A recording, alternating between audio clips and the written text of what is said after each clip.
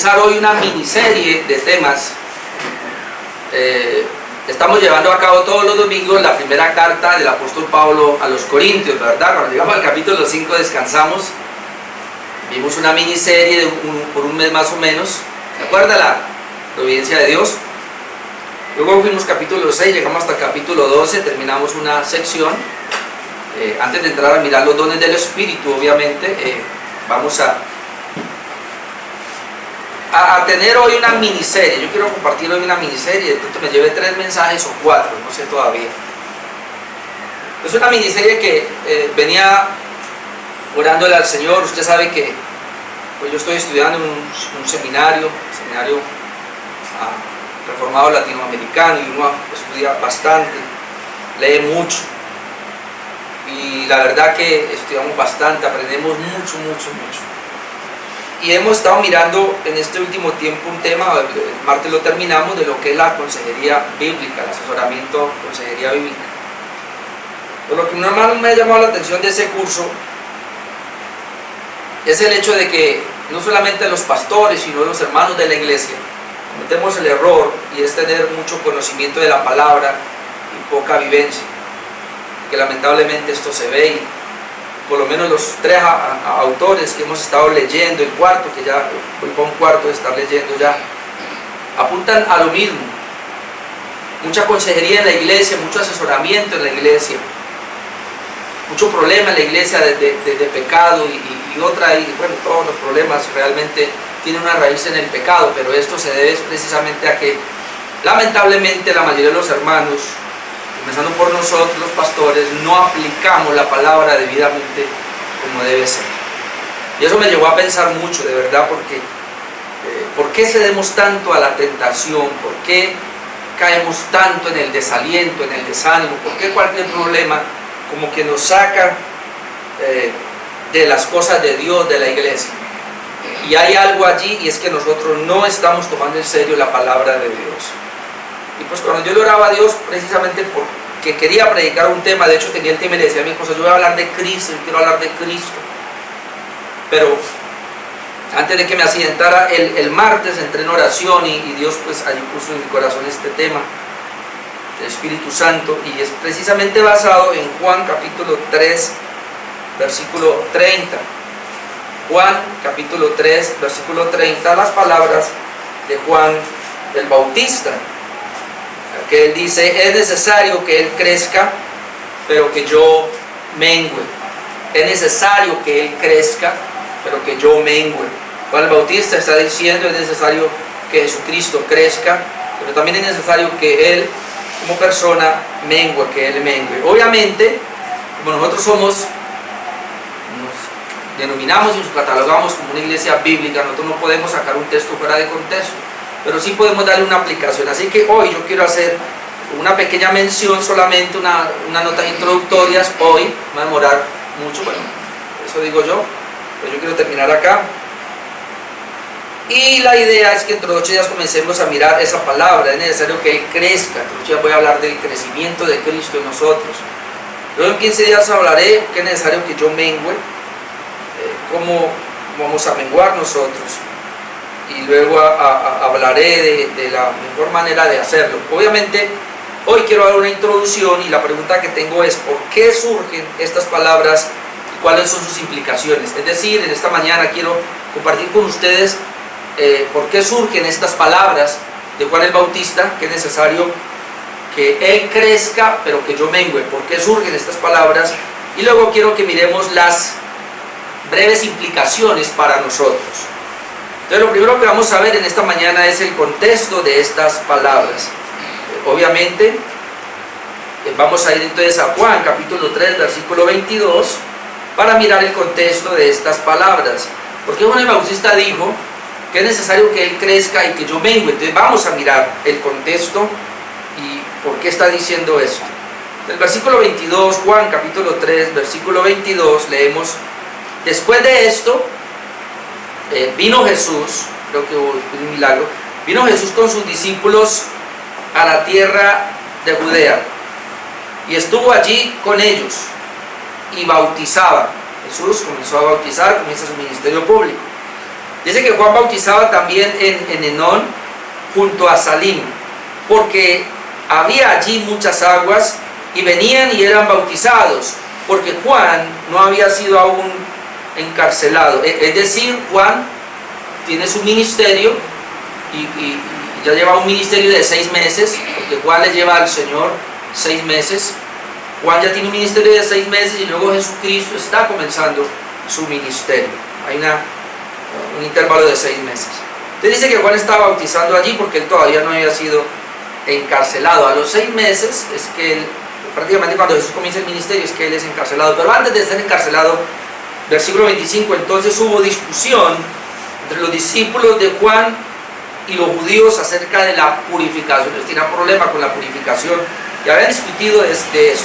Mientras estaba en esa discusión, dice que vinieron a Juan y le dijeron, creo aquí según el contexto que son los judíos, vienen a Juan y le dicen: Rabí, mira que el que estaba contigo al otro lado del Jordán, de quien tú diste testimonio, bautiza y todos vienen a él. Además, ahora vamos a ver cuál fue el testimonio que Juan dio. Pero aquí están diciendo en el capítulo 3, ahora vamos al capítulo 1, pero en el capítulo 3 dice que estos judíos le dicen a Juan el Bautista: mire, tú diste testimonio de Jesús, y de ese Jesús del cual tú diste testimonio, ocurre que ahora, mire lo que está pasando, mira que el que estaba contigo al otro lado del Jordán, de quien tú diste testimonio, bautiza. Aunque más adelante dice que Jesús no bautizaba sino los discípulos, pero aquí dice que bautiza y todos vienen a él, o sea, la gente está viniendo a él. Más o menos esa es la idea del contexto. Respondió Juan y dijo: no puede el hombre recibir nada si no le fue dado del cielo. Ahí comenzó a dar testimonio. Vosotros mismos me sois testigos de que yo dije. O sea, aquí está ratificando las palabras que él había dicho en el capítulo 1. Ahora vamos allá. Juan dice: ustedes son testigos de lo que yo dije. Yo no soy el Cristo. Qué tremendo. Juan dijo: yo no soy el Cristo, sino que soy enviado delante de él. Pues, recuerden que Juan es enviado delante de Jesús. Luego, estas palabras son impresionantes. El que tiene la esposa es el esposo. Como muy obvio, ¿no? Bueno, el que tiene la esposa es el esposo, mas el amigo del esposo. Aquí Juan el Bautista entra a ser el amigo del esposo, el esposo de Jesús. Pero aquí dice: mas el amigo del esposo que está a su lado y le oye. Juan dice: yo estoy al lado de él y le oigo, se goza grandemente de la voz del esposo. Así pues, mi gozo está cumplido. Juan dice: mi gozo ya se cumplió. ¿Cuál fue mi gozo? Poder acercarme al lado de Jesucristo y escuchar sus palabras. Y cuando él está diciendo eso, que yo ya tengo el gozo, y porque ellos le están diciendo: mira, Juan, usted fue muy popular, todo el pueblo venía a ti. Recuerde que la Biblia registra que Juan comienza su ministerio y toda la gente iba a Jesús en el río Jordán, y él lo bautizaba. Entonces tenía una popularidad muy inmensa. Pero ahora parece que él está perdiendo popularidad, o por lo menos así lo están viendo los judíos, y que Jesús está tomando popularidad. Entonces él dice: bueno, él viene de arriba, y entonces, como él viene de arriba, obviamente, como ahora vamos a ver, es sobre todas las cosas, pero yo soy el amigo del esposo, él es el esposo, yo soy solamente el amigo. Entonces yo me hago al lado del amigo, pero yo me gozo escuchando sus palabras. Cuando él está diciendo eso, dice: este es pues mi gozo ya está cumplido. Entonces luego dice el verso 30 ahí, donde dice las famosas palabras: es necesario que él crezca, pero que yo mengue. El que de arriba viene es sobre todos, el que es de la tierra es terrenal. O sea, yo soy de la tierra terrenal, pero él es de arriba, él es sobre todos, y cosas terrenales habla el que es de la tierra, pero el que viene del cielo es sobre todos. Entonces ahí podemos ver, ahí donde surgen esas famosas palabras que no podemos sacar del contexto, obviamente, que es Juan, que lo que él quiere decir esas palabras, que es necesario que él crezca, pero que yo mengue. Lo que Juan el Bautista sencillamente está diciendo es eso: es necesario que hay una necesidad, que el ministerio de Jesucristo comience a crecer, que la obra de Cristo comience a manifestarse, que la persona de Jesucristo con sus milagros y sus obras comience a darse a conocer. Es más, es el cumplimiento de la Biblia, el antiguo pacto, que debe comenzar a crecer ahora. O sea, la gente debe comenzar a ver esa obra de Jesucristo. Es necesario que Él crezca. Pero como yo soy un mensajero que vine a preparar el camino, yo debo comenzar a mermar, yo debo comenzar a menguar. En otras palabras, yo como su instrumento de preparación debo desaparecer, porque eso es lo que yo soy. pero el único que debe salir a flote es el Señor Jesucristo, más o menos es la idea. Entonces ahora vamos a pasar al punto del testimonio, porque dice que de quien tú diste testimonio, dicen ellos. Entonces yo quiero que vayamos a Juan 1, 19 al 34, Juan 1, 19 al 34, para que veamos el testimonio de Juan. ¿Por qué ellos dicen que Juan dio testimonio? Entonces aquí donde Juan comienza a hablar de Juan 1, 19, después de que la Biblia habla de que el verbo se hizo carne y de que la ley vino por medio de Moisés, pero la gracia y la verdad vinieron por medio de Jesucristo. Juan 1, 18, a Dios nadie le dio jamás, pero el Hijo de Dios, el unigénito Hijo de Dios, le ha dado a conocer. A Dios, que Jesucristo lo ha dado a conocer. Después de eso entonces viene el testimonio de Juan, Juan 1, 19, entonces dice, este es el testimonio de Juan, ahí es Juan el Bautista, ¿no? Recuerde que quien escribe aquí es el evangelista Juan, pero el evangelista Juan es diferente a Juan el Bautista. Entonces, este es el testimonio de Juan el Bautista, le faltó ponerle Bautista, pero bueno, entienden que es Juan el Bautista. Cuando los judíos enviaron de Jerusalén sacerdotes y levitas para que le preguntasen. Ahora es impresionante, cuando Juan comienza a hacer el ministerio, recuerde que los judíos estaban esperando al Mesías. Entonces cuando Juan el Bautista comienza a predicar, muy parecido a Elías, muy parecido a Jeremías, o al profeta Isaías, cuando él comienza a predicar muy parecido a estos profetas, muchos de ellos pensaron que él era el Mesías. Por eso entonces dicen que salieron a él, y dice, cuando los judíos vinieron a Jerusalén, enviaron sacerdotes y levitas para preguntarle, ¿tú quién eres? Confesó y no negó, sino que confesó, yo no soy el Cristo. ¿Sí ven? O sea, si ustedes me preguntan por lo que está sucediendo en mí, Juan Bautista dice, yo no soy el Cristo. Y le preguntaron, ¿qué pues? ¿Eres tú Elías? Dijo, yo no lo soy. Entonces, ¿eres tú el profeta?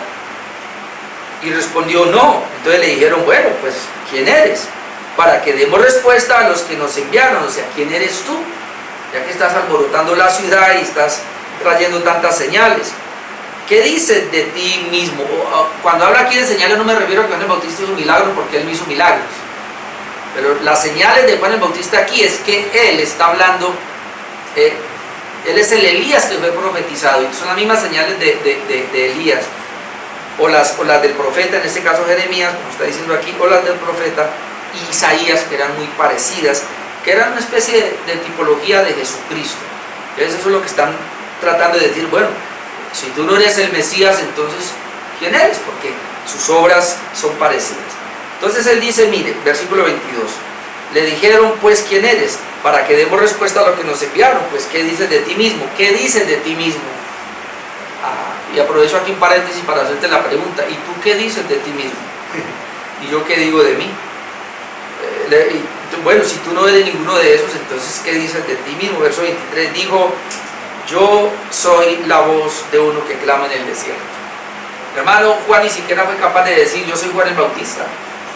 O ni siquiera fue capaz de decir, yo soy la representación de Elías. ¿Acaso no leyó el último libro de la Biblia, Malaquías, que dice en el capítulo 4 que en el último tiempo iba a enviar el espíritu de Elías? ¿Acaso no pueden ver en mí que yo soy el espíritu de Elías? Él no dijo eso. Él dijo, mire, yo no soy nadie. ¿Sabe quién soy yo? Una voz que clama en el desierto. Eso es. ¿Y qué clama en el desierto? Enderezar el camino del Señor, como dijo el profeta Isaías. ¿Ven? Verso 24, y los que habían sido enviados eran de los fariseos. Entonces le preguntaron y le dijeron, ¿por qué pues, y esto es una buena pregunta, bautizas? Si tú no eres el Cristo, ni Elías, ni el profeta. ¿Usted por qué está bautizando? El único derecho a bautizar es el que venga en representación de estos profetas, en este caso el Mesías, él sí. Pero si usted no es el Mesías, ¿por qué entonces está bautizando? Entonces ahí es donde él contesta el versículo 26. Juan le respondió diciendo, yo bautizo con agua, mas en medio de vosotros está uno a quien vosotros no conocéis. En medio de vosotros está uno a quien vosotros no conocéis. Quiero hacer un paréntesis para decirle que lamentablemente hoy pasa lo mismo. En medio de muchas iglesias está uno a quien muchos no conocen. En medio de lo que se llama el cristianismo, hay gente que levanta la mano y dice, yo soy cristiano, pero en medio de ellos está uno que ese que dice soy cristiano no lo conoce. Aquí es donde yo quiero comenzar a entrar en mi tema, porque mi tema va a ir a la persona de Jesús. Mi tema va a ir a Jesucristo. No solo es saber de Jesucristo, no solo es conocer una teología, no solo es conocer una historia, hay que conocer al personaje. Tenemos que conocer a Jesucristo, conocerlo personalmente, conocerlo en nuestra intimidad, conocerlo en nuestro hogar, conocerlo en la iglesia, porque yo creo que eso es lo que nos ha faltado a nosotros. No tener un conocimiento intelectual de Él, de tener un conocimiento de Jesús relacional, de relacionarnos con Él. Entonces Juan el Bautista dice, bueno, yo bautizo con agua, en medio de vosotros está uno, quien vosotros no conocéis. En el momento de Jesucristo obviamente no era conocido por la mayoría de las personas. 27, entonces comienza a dar el testimonio, este es el que viene después de mí, o sea, yo vine, pero Él viene después de mí. Pero así Él venga después de mí, dice, Él es antes de mí. O sea, Jesús se va a manifestar después de mí en su ministerio, pero Él es antes de mí. Y luego dice, del cual yo no soy digno de desatar la correa del calzado. ¿Usted se imagina? Lo que Él está diciendo es, mire, ese Jesús, del cual yo estoy dando testimonio, es tan elevado que yo no soy digno ni siquiera de agacharme, de postrarme ante Él y amarrar sus sandalias. Así sus pies estén llenos de polvo por caminar y venga ahí, se siente, yo no soy digno de agacharme y de amarrar sus sandalias, desatarlas y de amarrar. O sea, qué humildad la de Juan el Bautista, tremendo, me llama mucho la atención. Verso 28, estas cosas entonces dice que sucedieron a ver, ¿dónde estoy? ¿Versículo qué? Ya voy para allá. Bueno, estas cosas sucedieron en Betábara, al otro lado del Jordán, donde Juan estaba bautizando. Y luego, después de que ocurre esto, pasó un día. Dice que al siguiente día, después de que él da testimonio de Jesús, al siguiente día, dice que vio Juan a Jesús que venía a él y le dijo a la gente que estaba allí, he ahí el Cordero de Dios que quita el pecado del mundo. O sea, Juan lo que hace es presentar inmediatamente a ese Mesías que Israel estaba esperando. Lo que está diciendo es, ¿se acuerda en Génesis 3:15 cuando fue profetizado? ¿Se acuerda cuando desde el mismo Abraham comenzó a hacer sacrificios? ¿Se acuerda cuando Moisés establecieron los sacrificios de animales y de corderos?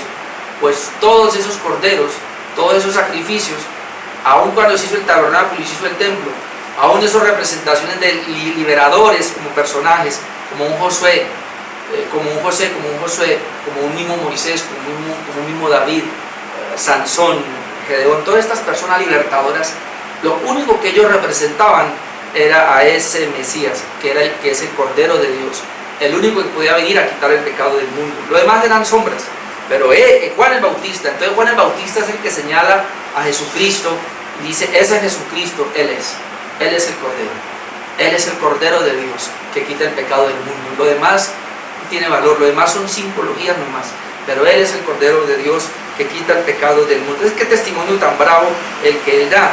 Y luego dice el verso 30, este es aquel, ¿sabe? Ese Cordero es aquel de quien yo dije, después de mí viene un varón, el cual es antes de mí, porque era primero que yo. Ve, aunque Él vino después de mí, Él era antes de mí, porque era primero que yo. Se está hablando aquí de la eternidad de Jesucristo. Recuerde, Juan el Bautista nació primero. A los 6 meses nació Jesús, ellos eran primos, pero dice Juan el Bautista acá, ratifica que Jesucristo es el Mesías, que Jesucristo es el mismo Dios. Eso es lo que le está diciendo acá, es el testimonio que le está dando. 31, y yo no le conocía. Es impresionante esta expresión, porque ellos se levantaron como primos. Tal vez jugaron, tal vez fueron a las mismas escuelas rabínicas de su época, pero Juan el Bautista no conocía. O sea, vio a Jesús como humano, pero no sabía que Él era el Mesías. Por eso dice aquí, yo no le conocía, mas para que fuese manifestado a Israel, por esto vine yo bautizando con agua. También dio testimonio Juan diciendo, vi al Espíritu que descendía del cielo como paloma y permanecía sobre Él. O sea, eso es lo que le había dicho el Señor, que Él iba a verlo. Yo no le conocía, pero el que me envió a bautizar con agua, o sea, en este caso, ¿quién lo envió a Él? Dios el Padre de alguna manera lo envió y lo envió a bautizar. Eso fue lo que le dijo. el que me envió a bautizar con agua, aquel me dijo, sobre quien vea descender el Espíritu y que permanece sobre él, ese es. ¿Por qué Juan el Bautista estaba tan convencido de que Jesucristo era el Mesías? Porque cuando Juan el Bautista bautiza a Jesús y ve al Espíritu Santo que desciende sobre él, ese es. Y por eso, inclusive antes él ya sospechaba y por eso él se oponía y no quería bautizar. Dice, ese es el que bautiza con el Espíritu Santo. Ahora, muy importante esta parte. Dice Juan que él bautiza con agua, es decir, ustedes se arrepienten. Yo bautizo con agua como un simbolismo del perdón del pecado, pero ustedes siguen sucios. En cambio, Jesucristo, él va a bautizar con el Espíritu Santo. ¿Qué quiere decir eso? Él va a regenerar a las personas. Él es el único, con el sacrificio de Jesucristo, siendo el Cordero de Dios, es el único que puede dar un nuevo corazón, es el único que puede regenerar, o es el único que puede traer el nuevo nacimiento a las personas, porque ya sabemos que la regeneración, que el nuevo nacimiento lo otorga el Espíritu Santo, por medio del Evangelio, en este caso, por medio de la noticia de que Jesucristo es el Cordero de Dios que quita el pecado del mundo. Y luego termina Juan diciendo en 34, y yo le vi, y he dado testimonio de que este es el Hijo de Dios. ¡Qué ratificación tan tremenda! Este es el Hijo de Dios. Por eso estoy dando testimonio. Y por esa es la razón por la cual entonces ahora entendemos en Juan capítulo 3:30 que él dice, es necesario que él crezca. O sea, con todo ese testimonio que tiene Juan el Bautista, con esa claridad que tiene de que él es el Mesías, de que él es el cumplimiento profético, de que él es el Cordero de Dios, de que él es el único que salva, de que él es el único que puede regenerar después de la obra de redención, después de él morir en la cruz del Calvario. El Espíritu Santo es el único que puede otorgar la salvación que es en Cristo Jesús por ese Cordero. Después de que Juan el Bautista tiene ese conocimiento, esa revelación, ¿cómo no va a decir? Mi ministerio acabó, yo tengo que mermar, yo tengo que desaparecer de la escena. Y esa es la razón por la cual, no como algunos predicadores falsos por ahí que dicen que Juan el Bautista cometió el error de atacar a Herodes en vez de quedarse quieto y por eso ve que lo cogieron preso y le cortaron la cabeza. No, el ministerio de Juan el Bautista tenía que terminar porque ahora comenzaba el de Jesucristo. Hermano, y ojalá que el ministerio de nosotros también sea así. Así Dios nos haya dado dones, talentos, lo que sea, que se acabe. Pero quien debe brillar es Jesucristo. Amén. Es Jesucristo el que debe brillar. Por eso, estas palabras son tan impresionantes que va a mi segundo punto. Ya hablé del contexto, por qué se dio. Es necesario que él crezca para que yo mengüe, para no entrar en un error obviamente doctrinal, pero ahora vamos a hacer unas implicaciones, o es decir, unas aplicaciones para nuestras vidas de Juan capítulo 3 versículo 30, que dice: necesario que él crezca pero que yo mengüe. Voy a brevemente a decir lo que quiero expresar con esas palabras. Lo que Juan el Bautista expresó, ya sabemos por qué lo expresó. Juan el Bautista es necesario que él crezca, se refiere a que es necesario que el ministerio de Jesucristo terrenal creciera y que el ministerio de él mermara. Eso es lo que es el texto.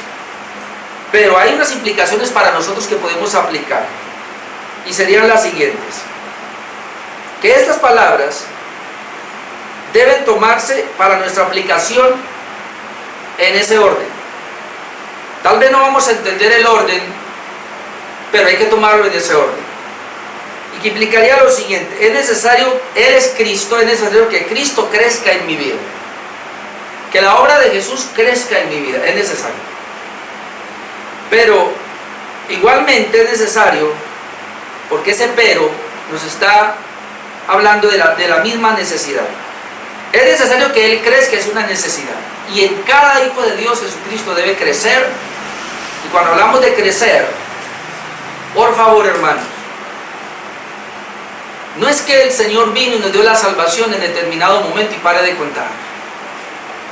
Si hay algo que usted tiene que entender, es que aunque usted no hizo nada para ser justificado, ni yo tampoco, y que la salvación, hermano, la entrada al cielo no depende de nada de lo mío. Pero es necesario que él crezca. Eso implica, hermanos, que al que el Señor justificó, lo escogió para salvación, lo escogió para que fuera santo. y que el crecer de Cristo en mi vida, eso no se va a acabar. Desde el momento que usted fue regenerado hasta que usted esté en el cielo, todo ese tiempo es un tiempo que Dios va a usar por medio de todos los medios de gracia que Él nos ha otorgado. Usted ya los conoce, como este que estamos acá. Y a través de su palabra y a través del Espíritu Santo, Dios lo va a usar, inclusive a través de una dificultad, como el caso de lo que a mí me pasó. A través inclusive de esta dificultad que tengo, Dios la va a usar para que crezca, para que Jesucristo crezca en mí. Entonces usted tiene que tenerlo muy claro, pero es algo de Él. Él es el que va a crecer en mí. Yo no puedo hacer que Él crezca. Usted no puede hacer que Él crezca. Él va a crecer en mí. Pero, paralelo a eso, y que es una necesidad, pero que yo mengüe. Entonces, mientras es necesario que Cristo crezca, es necesario que yo mengüe. Cuando hablamos del yo, vamos a hablar de mi yo, de mi ego, de todo lo que yo he sido en mi humanidad, mi carnalidad.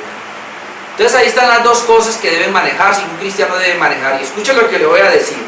El fracaso en el cristianismo, el fracaso en la vida cristiana. El Señor el martes me daba una pela fuerte. No traje el texto hoy, pero introducidas tal vez lo traigo después. Pero Él me habló muy fuerte donde decía, mi iglesia está dormida. Me hablaba con Efesios capítulo 5, donde dice, despiértate tú que duermes y levántate de los muertos. Y yo le decía a Dios, tú me dices que me despierte y tú no me puedes despertar. No, Señor, tú te tienes que despertar. Es una orden que el Señor da, de la misma manera que está ordenando acá. Yo debo menguar, Señor, pero es que tú haz que mi carne mengue. No, tú debes hacer menguar tu carne. Entonces aquí quiero decirle algo, y eso es lo que vamos a manejar. Cuando dice que es necesario que Él crezca, es la soberanía de Dios en mi santificación o en mi crecimiento espiritual. Ahora, ¿qué es ser santo? ¿Qué es crecer, hermano? Es cada día parecerme más a Jesucristo. Crecer es eso. Cristo crece en mí, es ser cada vez más como Cristo. Es cada vez tener más el carácter de Cristo, no el mío. No con el cual nací, no con el cual vine a la vida cristiana, mentiroso, perverso, lleno de malos pensamientos, lleno de pensamientos de adulterio, de lujuria, de ira, de rabias, de qué sé yo, carácter que es un carácter mundano, un carácter adaptado a este mundo. Eso debe menguar y yo debo hacerlo menguar. Entonces, Cristo crece en mí.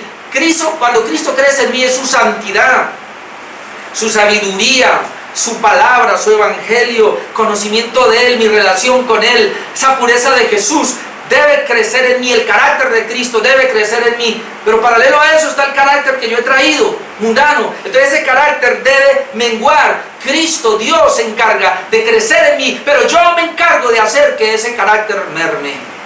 Soberanía de Dios y responsabilidad humana. Entonces lo que vamos a manejar ahí. Porque el problema que hemos visto y que lamentablemente las iglesias han tenido es que siempre nos vamos a los extremos, nos vamos al primer extremo. Es necesario que Él crezca y me quedo yo aquí esperando que el Señor me haga crecer. Y si tú tienes ese pensamiento, te vas a quedar un año más, vas a quedarte toda la vida igual y nunca vas a crecer, porque estás esperando que el Señor haga lo que tú no puedes hacer, o esperando que Dios haga lo que a ti te toca. Yo no puedo crecer, Él va a crecer en mí, pero ¿cómo lo va a hacer? En la medida que yo voy menguando. Yo decía, Señor, yo no entiendo qué es primero. Obviamente lo entiendo. Primero es que Él debe crecer en mí, pero yo debo menguar. Pero el asunto es que si yo no mengo, Él no crece en mí. ¿Qué es primero? Soberanía de Dios, responsabilidad humana. Pues hermano, las dos van juntas. Es decir, Dios es responsable y Él me va a hacer crecer espiritualmente porque yo no puedo. Usted no puede crecer espiritualmente. ¿Cómo usted va a crecer en el espíritu? Si eso es algo de Él. O sea, la palabra de Dios, el carácter de Dios, Él es el que lo va a poner en mí.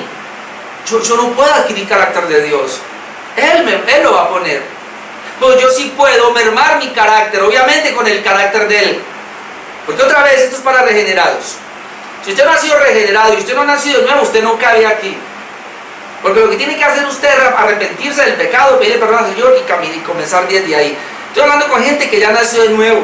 Que los que estamos aquí, la iglesia de Cristo, que pareciera que ya el Señor está en nosotros, como Él ya está en nosotros, Él va a crecer en mí, Él lo va a hacer. Pero yo debo menguar.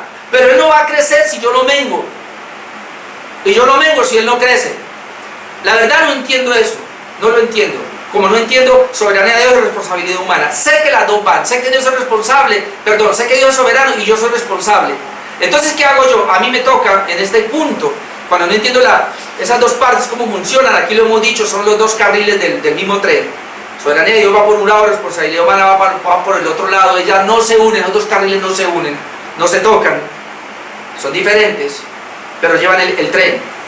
Entonces Dios es soberano por una parte, pero mi responsabilidad es otra. Yo puedo decir hoy, la providencia de Dios en este accidente, pero yo soy responsable del accidente porque yo me descuidé. Porque estando en mi cicla mala y estando lloviendo, a mí no me importó y caminé y aceleré un poquito. Y cuando fui a frenar ya no alcancé, ya no me dieron los frenos y por eso me estrellé y volé por los aires. Es mi responsabilidad, pero es soberanía humana, porque yo sé que eso estaba en el plan de Dios con un propósito. Tal, me ha aquietado y en ese aquietamiento estoy pensando demasiado en Dios y en la palabra. Porque llegué a pensar, Señor, y si me hubiera muerto, ¿yo qué he hecho? Y tal vez Dios frenó mi vida de alguna manera para reflexionar en cuanto a mí en muchas cosas. Por eso le doy gracias que usted esté acá y le doy gracias a Dios por esta palabra de hoy. Entonces, vamos a manejar esas dos cosas. Existe la soberanía de Dios, existe la responsabilidad humana, existe el crecimiento de la vida espiritual en nosotros, que es algo de Él. Por favor, otra vez, nadie se atreva a decir que puede poner un granito para su crecimiento espiritual. Eso es una obra de Dios, del Espíritu Santo. Pero yo sí puedo hacer que mi yo mengue. Entonces las dos cosas van juntas. Mi responsabilidad entonces es mirar, mi responsabilidad humana es mirar que yo debo menguar y debo conocer todo lo que en mí hay. Y si no lo conozco, como escuchaba ayer un pastor decir, y si usted no conoce el yo que hay en usted malo, pues dígale a su esposa que ella sí sabe, o dígale a su cónyuge que ese sí es mejor. Antes de irse a orar y decirle, ese un pastor que escuchaba ayer, antes de ir a usted y meterse al cuarto a orar y decirle, Señor, muéstrame mis pecados, llame a su esposa y dígale que le muestre, y escriba solamente, y vaya usted y dígale, Señor, ayúdame a renunciar a todo esto y a botarlo. Entonces, hermano, las dos cosas van juntas, y quería decirle esto, y es lo siguiente: no nos podemos ir a los extremos. Gente que dice, Señor, crece en mí, yo dejo que Él crezca. Como una vez, nunca se me olvida, porque un señor le estaba diciendo no sé si fue cierto, pero es una anécdota, pero que le decías, Señor, por favor, quítame el cigarrillo, y el Señor le contestó, ¿y acaso yo se lo di? Usted lo cogió, usted lo bota. No sé si fue realidad o una ilustración que usan, pero valga la pena traerlo, porque así es, hermano. Muchas veces usted y yo le estamos orando a Dios que haga algo que a nosotros nos toca, que somos responsables, y se trata del menguar. Entonces hay gente que se queda aquí, y está el otro lado. Entonces en este lado, la gente que dice, Señor, crece en mí, yo me abandono aquí. ¿Quiénes son? Los antinomianos, que no pueden ver la palabra de Dios para cumplirla. Pero está el otro lado del legalista, que es el que dice, pero yo mengue. Entonces es el que le dice a la gente, usted tiene que menguar y tiene que, entonces haga esto, haga lo otro, no, váyase, métase 3 días de ayuno para menguar, métase no sé cuántas, vigile, ore, haga esto y todo, ¿y qué? Y usted viene y sigue siendo el mismo. Es el legalismo.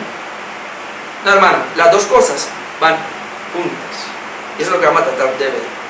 Ya me fue el tiempo y parece que quedé ahí. Bueno, por estas palabras entonces vamos a ver cómo las tomamos. Yo escribí aquí algo, y es que aquí vemos una obra conjunta para nuestro proceso de santificación. Solo Dios por su Espíritu puede hacernos crecer espiritualmente, pero se requiere de nuestra obra de hacer menguar nuestro yo para su efectividad. Es decir, tiene que haber una especie de cooperación. Gálatas 2:20, por favor.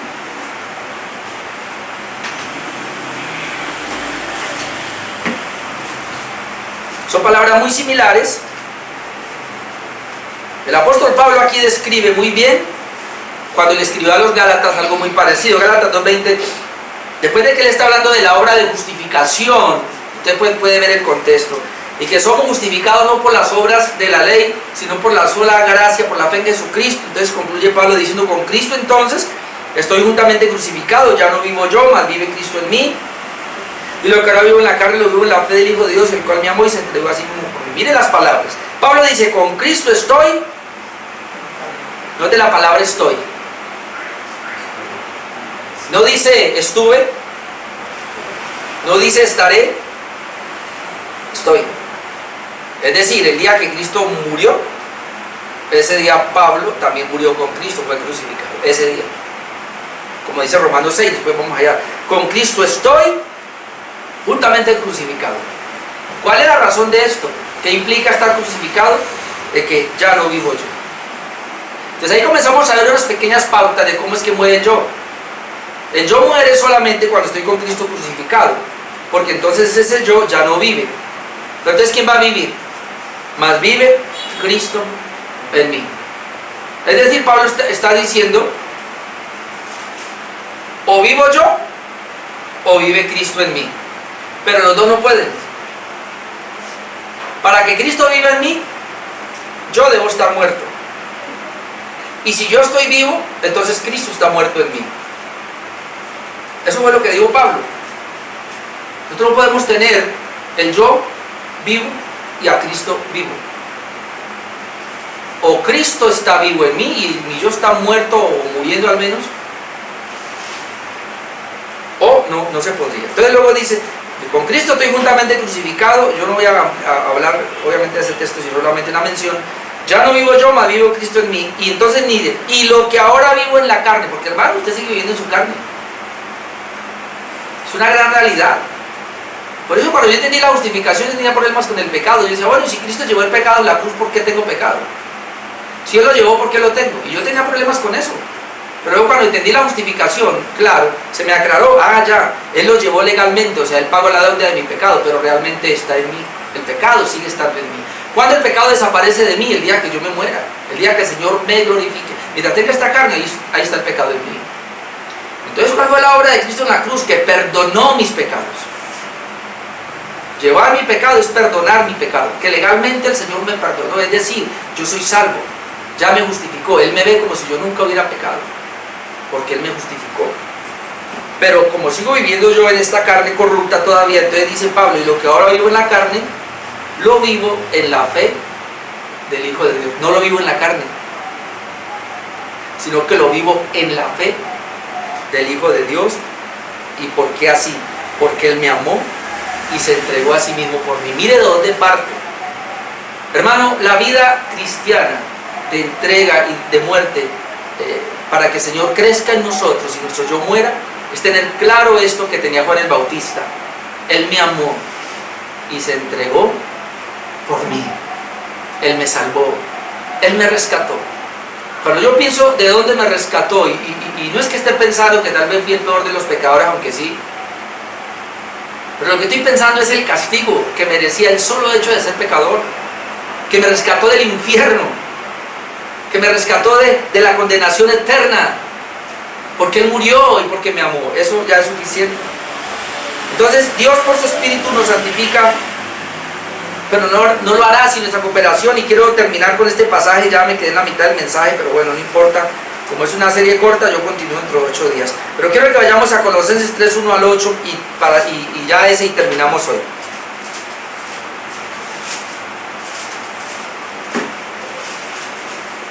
Tomando las palabras de que es necesario que Él crezca y que yo mengue, y miremos otra porción.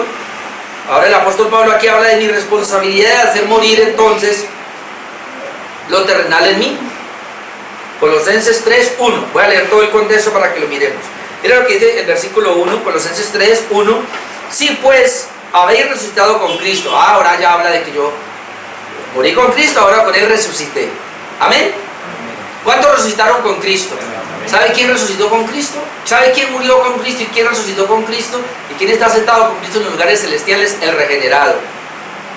El que ha sido regenerado, es decir, al cual Dios le dio un nuevo corazón o nació de nuevo, o tiene el Espíritu Santo en su vida. Entonces, si pues habéis resucitado con Cristo, otra vez, si usted es un cristiano, digámoslo así, hablando de esta parte, ayer mismo se escribía algo impresionante de un mensajito de 2 minutos que le mandamos de los puritanos, de lo que decía John Flowell, y es impresionante. O sea, si yo soy cristiano por Cristo, es decir, yo no soy cristiano por estar adherido a una iglesia, a una denominación o a una doctrina. El problema es que muchos dicen que son cristianos, pero no tienen a Cristo, entonces no son cristianos. Porque el hecho de ser cristiano es porque Cristo está en mí. Amén. Entonces, si habéis resucitado con Cristo, eres un cristiano. ¿Qué pasa? Vamos a mirar estas palabras. Buscar. O sea, usted nunca va en la Biblia que usted es un cristiano y se va a quedar esperando que Dios trabaje. Algunos dicen, no, deje que Él trabaje en mí. Él trabaja, ¿sí? Yo sé que Él trabaja, yo sé. ¿Y usted? ¿Por qué dice buscar? Si habéis resucitado con Cristo, es decir, si eres un cristiano, entonces ¿qué le toca ahora? Busque las cosas de arriba. Y entonces usted dice, voy a esperar que el Señor ¿qué? ¿Lo lleve de la sala o qué? ¿Lo coja de los brazos y lo lleve a orar? Usted está esperando que el Señor coja y le lleve la Biblia, yo no sé cómo, para que la lea. No, léala. Ore, venga a la iglesia. Haga lo que tiene que hacer, no espere. Busque las cosas de arriba, donde está Cristo, sentado a la diestra de Dios. ¿No dice que es cristiano? 2, ponga. ¿A quién le toca? A mí. Mi responsabilidad es parte de hacer molinillo para que Cristo crezca. Poner la mira en las cosas de arriba. ¿A quién le toca? A mí me toca. No es que el pastor tiene que decirle, su cónyuge, su mamá, su papá, no. A usted le toca. Ponga la mira. Otra vez, si es que ha resucitado con Cristo. Porque si usted no es cristiano, pues ¿para qué le digo esto? Si usted no es un regenerado, esto sobra, porque usted no lo va a hacer. Pero si es un regenerado, tiene el nuevo corazón, tiene el Espíritu Santo en usted, entonces busque, entonces ponga la mira en las cosas de arriba, no en las de la tierra. Ay, Padre, hay muchos que están más aterrizados aquí abajo que otra cosa. ¿Por qué? Porque habéis muerto. O sea, si yo soy terrenal, no he muerto. Pero cuando yo busco las cosas de arriba, cuando pongo la mirada en las cosas de arriba, entonces yo ya morí con Cristo. Porque habéis muerto. Y mire esto, y vuestra vida está escondida con Cristo en Dios. Yo no sé si es que no hemos visto esa dimensión. Mi vida, tu vida, cristiano, está escondida con Cristo en Dios. Ese es cristianismo puro. Esto es cristianismo genuino. Mi vida escondida con Cristo en Dios. 4. Entonces, con relación a eso, cuando Cristo vuestra vida, Cristo es mi vida, porque me salvó. Cuando es a Cristo que es mi vida, mire, hay gente que dice, tú eres mi vida, le dicen al esposo o al novio, al cónyuge. ¿Y cómo lo muestra? Pues estando con él todo el tiempo, diciéndole palabras, cositas y todo. ¿Cómo yo voy a decir que Cristo es mi vida? Pues estando con él todo el tiempo. Yo le investigué a mi esposa que impresionante, pero el día del accidente habíamos ido con mi hermano y otros por allá muy arriba. ¿Cómo es que llaman? ¿Estuvimos? El parque Chotaduro es por allá. Bueno, listo. Pero una naturaleza, lloviendo y como 2 horas cayéndonos agua encima. Pero qué rico. Y yo aún así le decía, Señor, qué naturaleza tan preciosa la tuya. Tan bonito esto, Señor. Oh, es agua que me moja, que me cae, la naturaleza. Y yo alabando a Dios y me asiento. Dios sabe cómo hacer las cosas. Pero gloria a Dios por eso. ¿Sabe que yo no culpo a Dios por eso? Yo me culpo a mí. Bueno, mi vida está escondida igualmente. Yo solamente después le decía, Señor, tu palabra dice, aunque ande en valle de sombra de muerte, no temeré mal alguno porque tú estarás conmigo. Tú no dijiste que me ibas a librar del valle de la sombra de muerte. Tú dijiste que estarías conmigo aún ahí. Porque hermano, Dios está conmigo con el brazo bueno o aún así con el brazo malo, ahí está Dios conmigo. Me ayuda a pasar. Amén. Me tocó aprender a manejar la mano izquierda, que yo decía que no me servía, pero miren cuánto me está sirviendo ahora, bendito sea mi Dios. Y esto de la mano izquierda lo tengo para comience a hablar de Corintios 12, ya el Señor comenzó a tocarme. Ahora le voy a decir a mis hermanos cómo necesita de todos los miembros. Ay, ay, ay. 4. Cuando Cristo vuestra vida se manifieste, entonces vosotros también seréis manifestados con Él en gloria. Hermano, ¿por qué tú y yo vamos a ser manifestados con Él en gloria? Porque estamos escondidos con Él. Hay mucha gente que cuando venga a Cristo ni siquiera los va a ver. ¿Por qué? Porque estaban en la iglesia, en una doctrina, pero no estaban metidos con Él en gloria. Cuídese, mi amado hermano, de usted ser miembro de una iglesia y no ser miembro de Cristo, del cuerpo de Cristo. Eso tenemos que, mejor dicho, revisar eso. Entonces, después de todo eso, verso 5, haced morir pues lo terrenal en vosotros. Mire, mi hermano, ¿Cierto que es más fácil decirle, Señor, haz morir lo terrenal en mí? ¿Cuántos han orado así? Pero eso es lo que dice la Escritura. ¿A quién le toca hacer morir lo terrenal en ti, en mí? A mí. A mí. Usted tiene mal genio, como a veces me pasa a mí. Señor, ayúdame con este mal genio. Pero Dios me va a decir, es que tú tienes que trabajar eso. A ti te toca. ¿Y cómo? No, pues la próxima es que se ponga de mal genio rapidito, busque mi ayuda, no sé, haga algo para eso. Pero me toca a mí. Haced morir pueblo terrenal en vosotros. Y hay una lista grande de lo que, si usted quería saber qué es terrenal, aquí hay una listica. Fornicación, impureza, pasiones desordenadas, malos deseos, avaricia, que es idolatría. Cosas por las cuales la ira de Dios viene sobre los hijos de desobediencia. O sea, por eso no debe estar en nosotros, porque eso es de los hijos de desobediencia. Pero mire lo que dice, en las cuales vosotros también anduvisteis en otro tiempo, cuando vivías en ellas. O sea, estas cosas son de una vida pasada. No deben estar en la vida del cristiano, esto es pasado. 8. Pero ahora, dejad también, ¿a quién le toca? No le diga a Dios, quíteme el cigarrillo, déjelo. No le diga a Dios, quítame los malos pensamientos, quítelo usted. No diga a Dios, quíteme este Nintendo, como se llama, o esta televisión, o todo esto, o esta pereza, o esta cobija. Quítela usted, hermano. Eso es lo que dice la Biblia. Pero ahora, dejad también vosotros todas estas cosas. Ira, enojo, malicia, blasfemia, palabras deshonestas de vuestra boca, y siga la lista, dejémoslo ahí. Pero ¿a quién le toca? ¿Qué es lo que yo quería mostrarle tan siquiera como un abrebocas para el mensaje que viene? Es necesario que Él crezca, pero que yo mengüe. Sí, Él va a crecer en mí, pero yo debo menguar, las dos cosas van juntas. Usted me dice cuál es primero, yo no sé. Yo sé que primero es que Él crezca, obviamente, porque sin Él no podemos hacer lo otro. Pero es que si yo no hago lo otro, si yo no trato de menguar, entonces no va a crecer. Así que se vuelve ahí algo, no sé cómo decirlo, un círculo, pero que no sea vicioso. Entonces, hermano, esta es la joyita de mensajes que vamos a entrar a ver dentro de 8 días. ¿Le parece? Para que Dios haga algo en nosotros. Vamos a disponernos, Señor, si hay algo. Esta semana yo le oraba al Señor y dice, Señor, yo necesito aprender a vivir el cristianismo genuino, ¿no? Nos jactamos de que tenemos la palabra genuina, de que somos una iglesia bíblica, de que somos reformados, una historia de la iglesia, pero ¿cómo estamos viviendo? ¿Cuál es el testimonio que estamos dando? Estoy que hablo de los puritanos, a mí me coge esa gente y yo digo, ¿por qué estos puritanos eran así? Esta gente, hermano, era Cristo a toda hora. Esta gente, hermano, no le importaba, morían, sacrificaban por Cristo. Hoy día sé que están criticando al pastor John MacArthur, pero hay un celo en John MacArthur, el pastor John MacArthur, para abrir esa iglesia allá donde él está. Y así los demás pastores lo critiquen y le digan, ay, no se va a someter a las autoridades. No, señor, él tiene un celo por Dios y su palabra. Y yo entiendo, él dice, la iglesia necesita escuchar el evangelio, la iglesia necesita congregarse, necesitamos estar congregados como hermanos. Eso es lo de Dios.